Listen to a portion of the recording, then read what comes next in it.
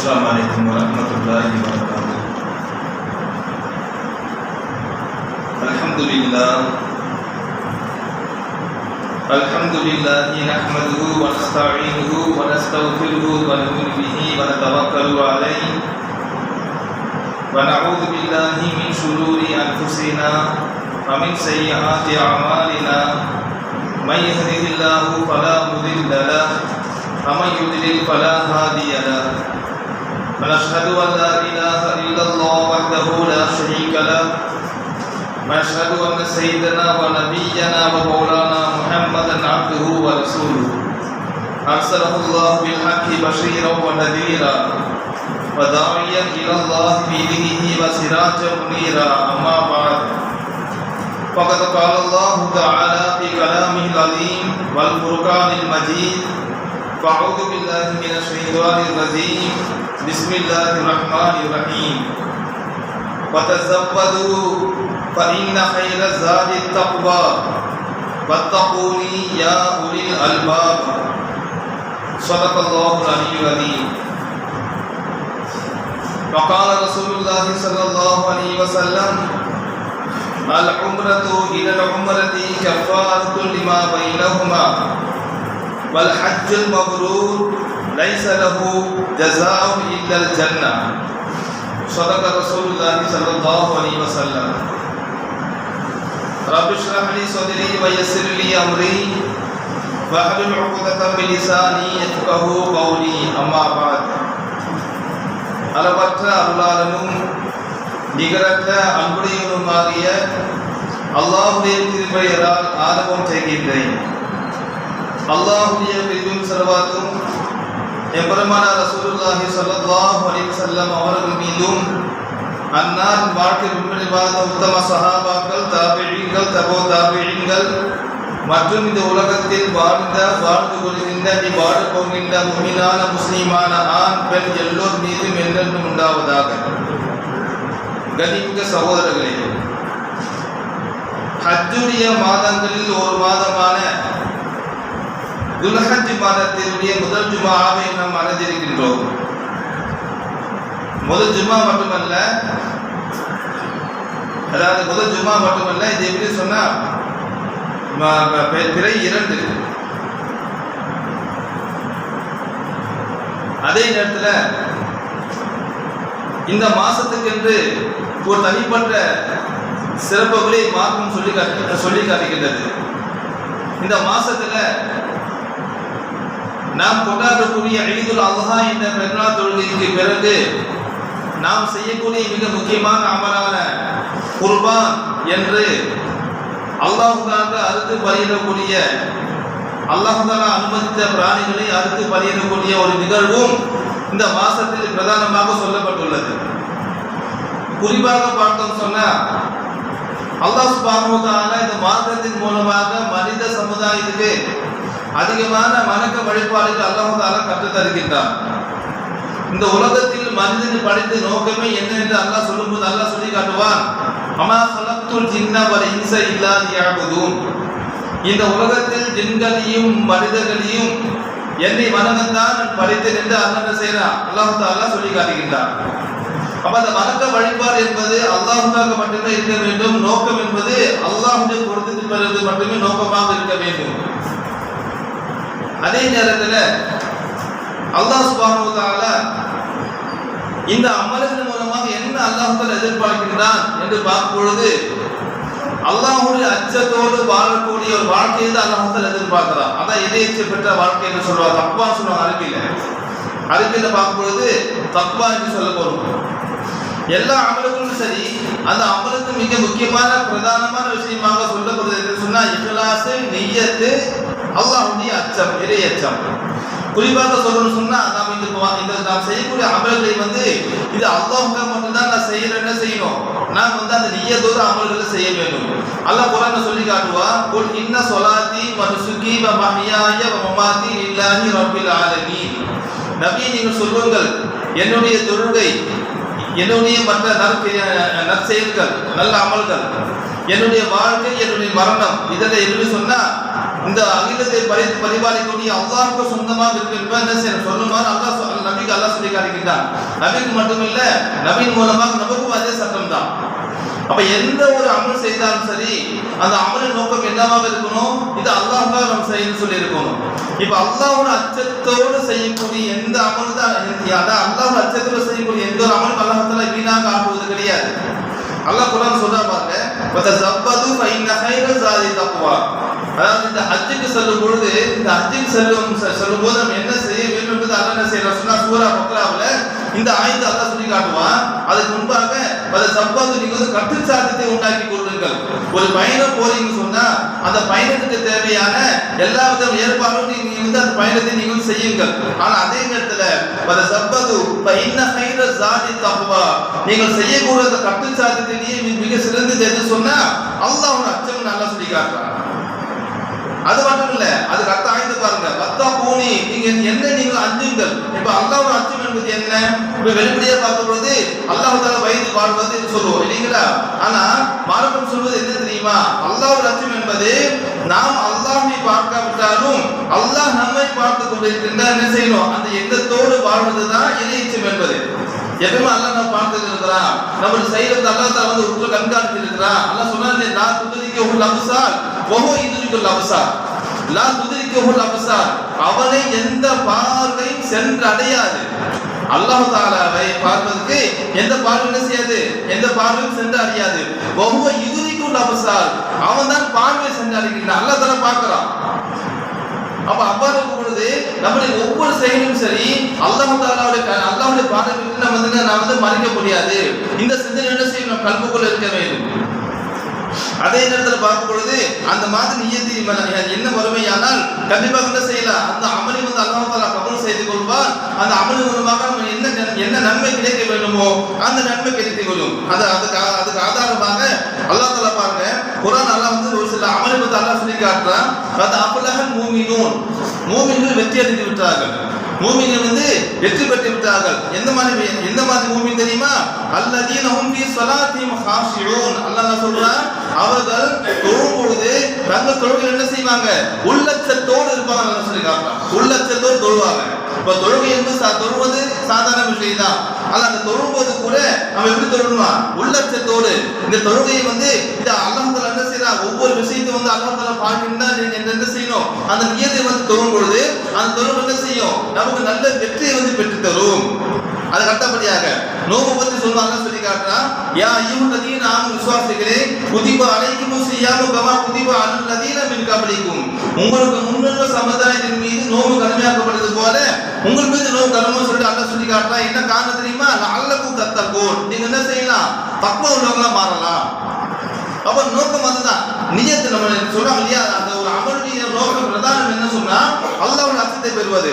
அதுக்கு அடுத்தபடி அல்லாஹ் சொல்லி பாருங்க, நம்ம ஆரம்பத்தில் ஓதிய ஆயத்து அதேதான். ஒரு ஹஜ்ஜிக்கு போறோம், ஒரு உம்ராவுக்கு போறோம், இல்ல வந்து என்ன செய்யறோம், அதுக்கு அந்த பயண ஏற்பாடு செய்யணும்னு சொன்னா அது மிக முக்கியமான ஏற்பாடு என்ன தெரியுமா, இறையச்சம். அதே மாதிரி அது மட்டும் இல்ல, லிபாசு தக்வா அல்லாஹ் சொல்லி காட்டுறான்.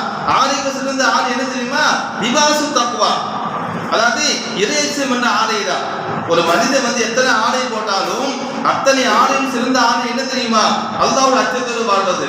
அப்ப அல்லாஹ்வுடைய அச்சத்தோடு வாழக்கூடிய ஒரு மனிதன் வந்து என்ன செய்ய மாட்டேன் தெரியுமா, தவறான பேச்சையோ தவறான செயலை செய்ய மாட்டேன் என்பதுதான் மார்க்கத்துடைய தீர்ப்பு.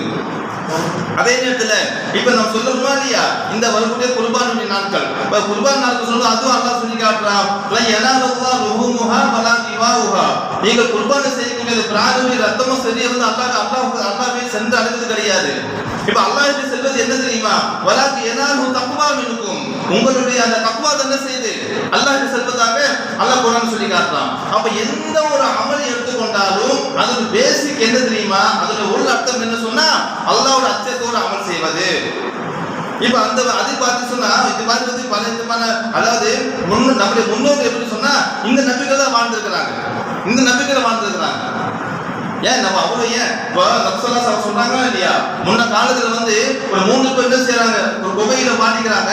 ஒரு குகையில மாட்டிட்டு குகை வந்து என்ன சொல்றதுன்னா பாறை வந்து மூடி விடுகிறது. அதை பாறையை தள்ளுறாங்க, எந்த விதமான அது தள்ளுவதற்கு எந்த விதமான ஒரு வழி அவங்களுக்கு இல்லை, தள்ளி பார்க்கறாங்க. பாறை வந்து பலமாக இருக்கு.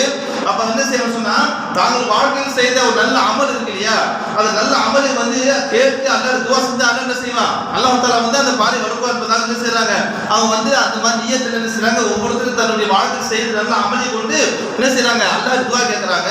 அந்த 3 பேர்ல ஒருத்தர் என்ன தெரியுமா, அதுதான் முக்கியமான விஷயம், இந்த சப்ஜெக்ட் அதுதான். அந்த 3ல ஒருத்தர் யாரு தெரியுமா, அவர் வந்து தன்னுடைய சிறிய தந்தை மகள் என்ன செய்யறாரு, அவர் விரும்புறாரு.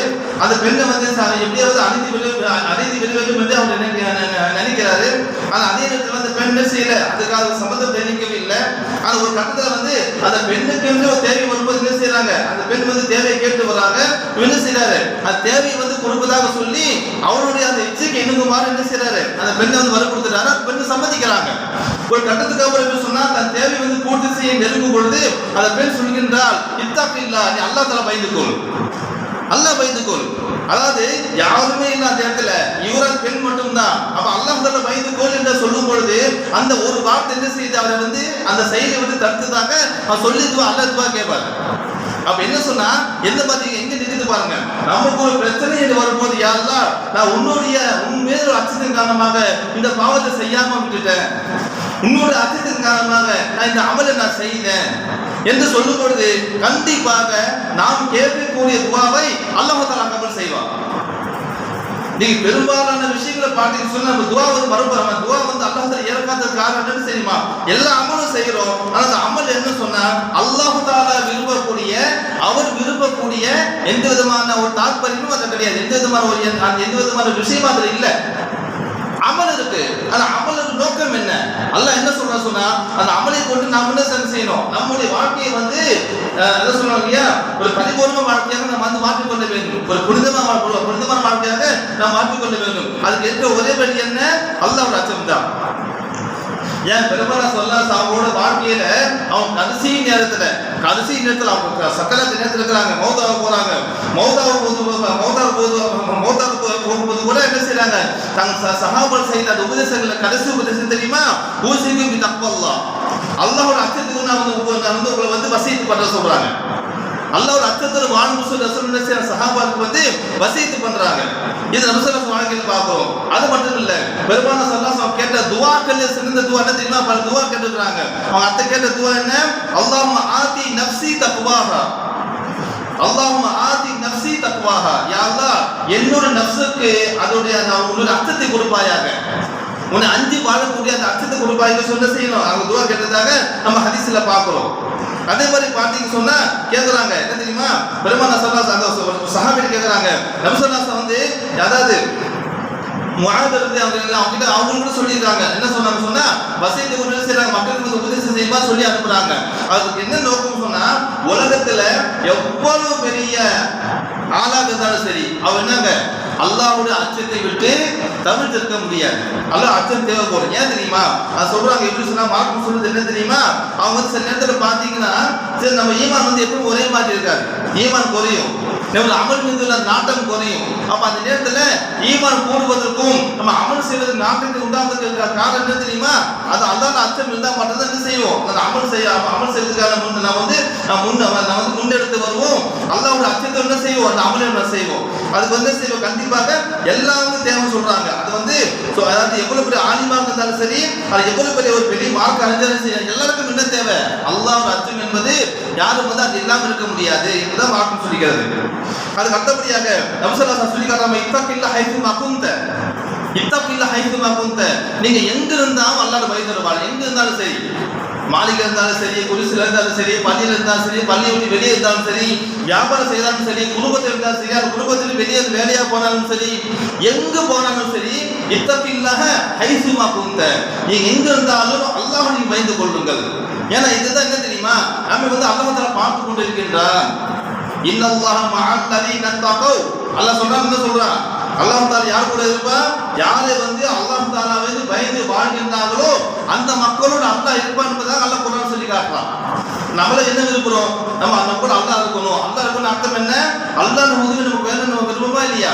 அதுக்கு ஒரே வழி என்ன தெரியுமா, வாழும்பொழுது அல்லாஹ்வோட சிந்தனையில் வாழ்வதுதான். ஒரு பேச்சு பேசுறோம், அந்த பேச்சு பேசுறதுனால இந்த பேச்சு வந்து அல்லாஹ் தஆலாவுக்கு பிடிக்காது என்று நம்ம ஒதுக்கி விட்டோம் சொன்னா அதுவும் தக்வா தான். ஒரு பேச்சு பேசுறோம், அந்த பேச்சு பேசுறதுனால அல்லாஹ் தஆலா விரும்புவோம் சொன்னா என்ன, அதுவும் என்னது, அதுவும் அல்லாஹ்வோட அச்சம் தான். அப்ப எப்படி சொன்னா இவ்வாறு வாழ்க்கையில நமக்கு வந்து யாரும் உபதேசிக்க தேவையில்லைங்க. இந்த யாரும் உபதேசிக்க யாரும் வந்து பயன் பண்ண வேண்டாம். நம்ம கிட்ட ஒண்ணு மட்டும் இருந்தா போதும், அல்லாஹ்வோட அச்சம். அல்லாஹ்வோட அச்சம் இருந்தா போதும். அப்ப நம்ம என்ன செய்வோம்? எந்த அமலை நாம் விட மாட்டோம். கண்டிப்பா வாழ்க்கையில அல்லாஹ் தஆலா என்ன விரும்பினாலும் அந்த அமலை நாம் செய்வோம். அதுக்கு அடுத்தபடியாக பாருங்க, நபி ஸல்லல்லாஹு அலைஹி வஸல்லம் துஆக்களை சொல்றாங்க. அல்லாஹும்ம இன்னி அஸ்அலுக்கல் ஹுதா வத் துகா வல் அஃபாஃப வல் கினா. அவங்க கேட்ட துஆக்கள் என்னன்னு கேட்டிருக்காங்க? எல்லாம் நேர்வழி கொடுப்பாயாக. அந்த வரிசையில் கேக்குறாங்க, வத் துகா, உன் மீது அச்சத்தோடு வாழக்கூடிய தக்வாயை கொடுப்பாயாக. இது அல்லாஹ் தான் கொடுக்கணும். ஏன்னா கல்வி வந்து அல்லாஹ் சம்பந்தப்பட்டதானே. கல்வியில் பார்த்து சொன்னா சொல்றாங்க, ஹிதாயத்தாக இருக்கட்டும், இஹ்லாஸா இருக்கட்டும், இறை எச்சமாக இருக்கட்டும், அதெல்லாம் எப்படி சொன்னா அல்லாஹ்வின் நாட்டம் கொண்டு மட்டும்தான் பெற முடியும். அதுக்காக நம்ம வந்து முயற்சி செய்யணும். அதுக்கான முயற்சியை நாம் செய்ய வேண்டும். அல்லாஹ் குர்ஆன்ல சொல்றானே இல்லையா, ரப்பனா லா துஸிக் குலூபனா பஅத இத ஹதைதனா வ ஹப் லனா மின் லதுன்க ரஹ்மத்தன். அந்த துஆ கேட்க யா அல்லாஹ் எங்கள் இறைவா, லா துஸிக் குலூபனா, எங்கள் கல்வை வந்து சாய்த்தி விடாதே. நான் துஸிக் குலூபனா, எங்கள் கல்வை சாய்த்தி விடாதே, அதாவது அது வந்து மாற்றமாக்கி விடாதே. பஅத இத ஹதைதனா, எங்களை நேரான பாதையில் செலுத்திய பிறகு. இப்ப நாம ஈமானோட வாழ்றோம், இஸ்லாத்துல வாழ்றோம், நாம தொழுகிறோம் இல்லீங்களா? இது என்ன செய்யணும்? மௌத் வரைக்கும் வரணும். மௌத் வரைக்கும் அந்த ஈமான் வரணும். மௌத் வரைக்கும் அந்த இஹ்லாஸ் வரணும். அதுக்கு யார்கிட்ட துஆ கேட்கணும்? அல்லாஹ் துஆ கேட்கணும். ரப்பனா லா துஸிக் குலூபனா பஅத இத ஹதைதனா வ ஹப் லனா மின் லதுன்க ரஹ்மா. உம்மிடமிருந்து எங்களுக்கு ரஹ்மத்தை தருவாய். அந்த துஆ கேட்கறதுக்காக அல்லாஹ் குர்ஆன் சொல்லி காட்டுறான். அதே பாத்தீங்கன்னு சொன்னா தக்வாவோட வாழும்போது அதுக்கு அல்லாஹ் தஆலா வாக்கு என்ன தெரியுமா? ஈரச்சது வாழும். அல்லாஹ்வோட வாக்கு என்ன? அல்லாஹ் சொல்லி காட்டுறான், அவன் யத்தகில்லாஹ யஜஅல் லஹு மக்ரஜா. யார் வந்து அல்லாஹ்வுடைய அச்சத்தோடு வாழ்வாங்களோ யஜஅல் லஹு மக்ரஜா, அவர் வந்து வாழக்கூடிய வாழும் வழியை அல்லாஹ் தஆலா ஏற்படுத்துறான். பூமியில நம்ம என்ன நினைக்கிறோம்? நம்ம வந்து வாழணுமா இல்லையா? பூமி வாழ்வது என்ன தேவை? நம்ம உணவு தேவை, உடை தேவை, வாழ்வதற்கான வாழ்வாதாரம் தேவையா இல்லையா? அல்லாஹ் சொல்லி காட்டுறா, நீங்க அல்லாஹ்வோட அச்சத்தோடு வாழுங்க. அல்லாஹ் என்ன செய்வான்? மஹரஜா, நீங்கள் வாழக்கூடிய வாழ்க்கை அந்த வழியை வந்து அல்லாஹ் தஆலா உண்டாக்குவான். அது மட்டுமல்ல, வயர்சுகுஹு மின் ஹைது லா யஹ்தசிப், அவர் வந்து எண்ண முடியாத, அவர் எண்ணி பார்க்காத இருந்து அல்லாஹ் என்ன செய்வான்? அல்லாஹ் தஆலா அவருக்கு ரிஸ்க் வந்து அல்லாஹ் தருவான் என்பதை அல்லாஹ் குர்ஆன்ல சொல்லி காட்டுறான். எதையை சேர்ந்து வாழக்கூடிய நபருக்கு வந்து அல்லாஹ் தரக்கூடிய கிஃப்ட் அதுதான். அல்லாஹ் என்ன சொல்றான்? வாழ்க்கைக்கு வந்து அவருக்கு வந்து கவலை பண்ண அவசியம் இல்லை. கண்டிப்பாக வாழ்க்கையில் அல்லாஹ்வுடைய பாதுகாப்பு இருக்கு. அவன் என்ன செய்வாரு? அவர் வந்து அவர் எண்ணி பார்க்காத இடத்துல அல்லாஹ் என்ன செய்வான்? அல்லாஹ் தஆலா ரிஸ்க் அல்லாஹ் தருவதாக அல்லாஹ் தஆலா வாக்களிக்கின்றான். அதே மாதிரி பாத்தீங்கன்னு சொன்னா அல்லாஹ் குர்ஆன் சொன்னா பாருங்க, இன்னொரு இடத்துல என்ன சொல்லி நான் ஆயத்தை முடிச்சுக்கிறேன். என்னன்னா அல்லாஹ் சொல்லி காட்டுறான், நபியே நீங்க சொல்லுங்க, அவன் நபிக்கு இப்ப கைரி மின் தாலிக்கும். இந்த ஆயத்துக்கு முன்பாக அல்லாஹ் என்ன சொல்றான்னு சொன்னா, இந்த உலகத்துடைய இந்த சிறந்த வியாபாரம் மற்ற இப்ப அல்லாஹ் சொல்லிட்டு அல்லாஹ் சொல்றான், நீங்க மக்களுக்கு சொல்லுங்க, அவன் நபிக்கு கைரி மின் தாலிக்கும், இதை விட சிறந்த ஒன்றை நான் உங்களுக்கு அறிவிக்கட்டுமா? இந்த உலகத்தை நீங்க வியாபாரத்தை பாக்குறீங்க, உலகத்தை செல்வத்தை நீங்க பாக்குறீங்க, உலகத்துல வாழ்வாதாரத்தை நீங்க பாக்குறீங்க இல்லையா? அல்லாஹ் சொல்றான், நபியே நீ சொல்லுங்க, உங்களுக்கு இதை விட சிறந்த ஒன்றை நான் உங்களை அழைக்கட்டுமா? சொன்ன அல்லாஹ் சொல்றான், இல்லதீன தகவ் ரப்பஹும் இல்லதீன தகவ் இன்த ரப்பிஹிம், யார் வந்து அல்லாஹ்வுடைய அச்சத்தோடு வாழ்வாங்களோ அந்த மக்களுக்கு என்ன இருக்கு? அவர் ரப்ப கிட்ட இருக்கிறது ஜன்னாத்துன், சொர்க்கம் இருக்கிறது. அல்லாஹ் சொல்றான். இங்க மட்டும் இல்லைங்க, இந்த உலகத்துல நம்ம முன்பு சொன்ன மாதிரி அல்லாஹ் என்ன செய்யறான்? வாழக்கூடிய வாழ்க்கை வந்து அல்லாஹ் தஆலா பொறுப்பெடுத்துக்கிறான். அது வாழ்வாதாரத்தை அல்லாஹ் என்ன செய்யறான்? வழி வந்து அல்லாஹ் தஆலா உண்டாக்குறான். ஆனால் அதே இடத்துல வந்து அவர் மரணித்து விட்டால் ஆகத் என்ன இருக்கு? ஜன்னாத்துன், சொர்க்கம் இருக்கிறது. எந்த மாதிரி சொர்க்கம் தெரியுமா? தஜ்ரி மின் தஹ்திஹில் அன்ஹாரு, அதாவது ஆறுகள் வந்து ஒளித்தோட கூட சொர்க்கம் இருப்பதாக அல்லாஹ் குர்ஆன் சொல்லி காட்டுறான். இது யாருக்கு தெரியுமா? யார் வந்து உலகத்துல எது எச்சரித்து வாழ்வாங்களோ இது எல்லாவற்றுக்கும் மேலாக குர்ஆன் சொல்ற வார்த்தை தெரியுமா? முதலில் முத்தகீன். குர்ஆனுடைய பணிகள்ல குர்ஆனுடைய வேலையை சிறந்த வேலை தெரியுமா? குர்ஆனுடைய வேலை என்னங்க? அது ஹிதாயத்தை தருவதுதான். ஹிதாயத்தை மக்களுக்கு வந்து எடுத்து சொல்வது. அல்லாஹ் சொல்லி காட்டுறான், குர்ஆன் சொல்லிக்கிறது முதலில் முத்தகீன். அது என்ன செய்யுமா? முத்தகீனுக்கு அது வந்து நேரான பாதையை காட்டும். குர்ஆன் யாருன்னா ஓதலாம், எல்லாரும் குர்ஆன் ஓதலாம், எல்லாரும் குர்ஆன் படிக்கலாம். ஆனா யாரு வந்து அந்த இறை எச்சத்தோட இறை சிந்தனையோடு யாரு வந்து அந்த குர்ஆன் படிப்பாங்களோ அந்த மக்களுக்கு என்ன செய்யணும்? குர்ஆன் என்பது நேரான பாதை வந்து அது காட்டும். ஆக அந்த அடிப்படையில் வந்து அல்லாஹ் சுப்ஹானஹு வ தஆலா நம்ம வந்து மிக சிறந்த ஒரு மார்க்கத்தை அல்லாஹ் தந்திருக்கின்றார். அந்த மார்க்கத்தின் மூலமாக சிறந்த வேதத்தை வந்து அல்லாஹ் தந்திருக்கின்றார். இந்த மார்க்கத்தை நாம் எதை பின்பற்றினால் அல்லாஹ் ரஹ்மத்தை பெற முடியுமோ அந்த வழி வந்து அல்லாஹ் தஆலா சொல்லி தருகின்றான். ஆக எல்லாவற்றுக்கும் மேலாக என்ன செய்யணும், வாழ்க்கையில் கல்புகள் என்ன செய்ய சொன்னா இறையச்சம் என்பது எல்லா நேரமும் நாம் வந்து இறைச்சத்தில் வாழ்ந்தா என்னங்க 24 hours வந்து இபாதத் பண்ற மாதிரி 24 hours நாங்க அல்லாஹ் தஆலாவை நம்ம மடிக்க விடுற மாதிரி. ஆக அல்லாஹ் சுப்ஹானஹு என்னையும் உங்களையும் வந்து அவருடைய அச்சத்தோடு வாழ்ந்து மறுமையில் வெற்றி பெற அந்த தெரிவு செய்வானாக. அல்ஹம்துலில்லாஹி ரப்பில் ஆலமீன். சுன்னத்துல்லாஹி